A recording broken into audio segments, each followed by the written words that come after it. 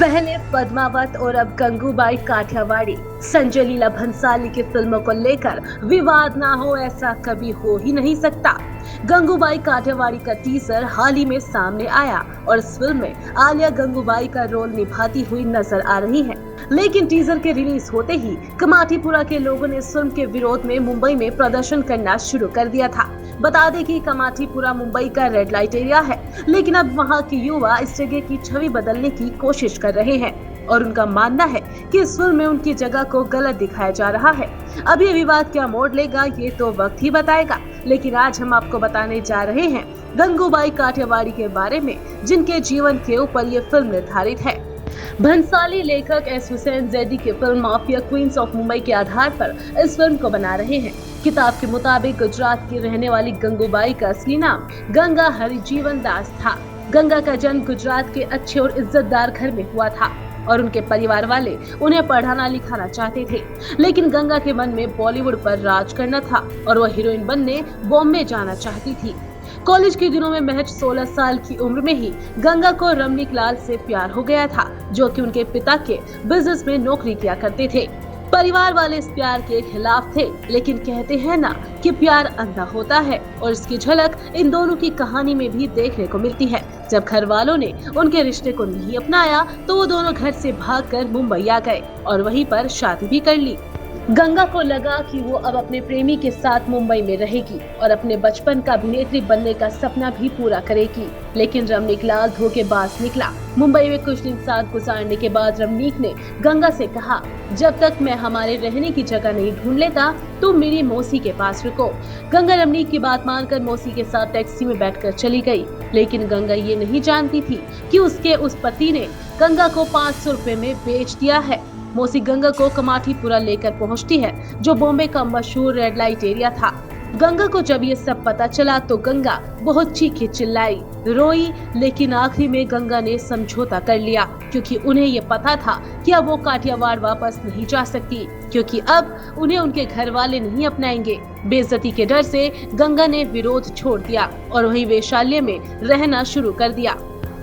गंगा हरजीवन दास काठियावाड़ी अब गंगू बन चुकी थी और गंगू के चर्चे दूर दूर तक होने लगे। लोग जब भी कामाठीपुरा आते तो गंगू को जरूर पूछते थे। उस समय मुंबई में डॉन करीम लाला का राज चलता था और इस डॉन के गुंडे शौकत खान ने गंगू को बेरहमी से नोचा घसीटा और बिना पैसे दिए चला गया। और ऐसा दूसरी बार भी हुआ।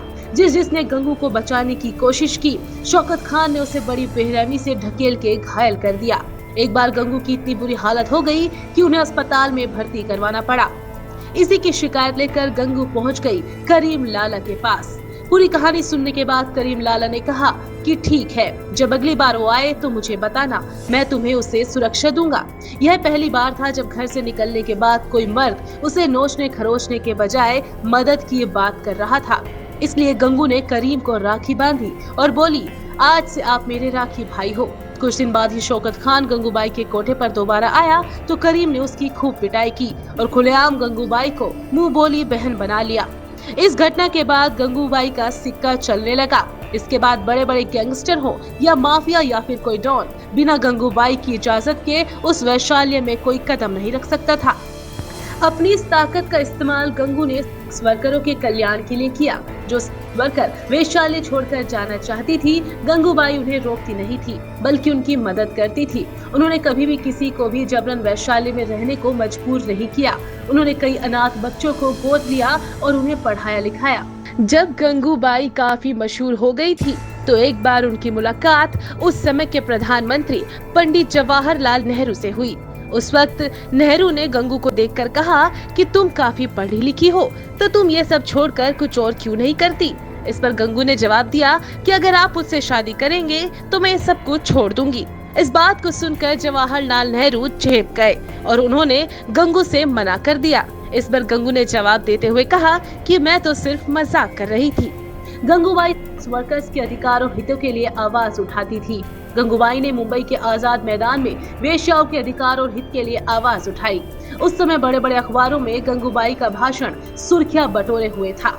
आजाद मैदान की सभा में गंगूबाई ने कहा था, अगर मुंबई में वेश्या काम करने वाली औरतें ना हो तो मुंबई की आम औरतों को अभी घर से निकलना मुश्किल हो जाएगा।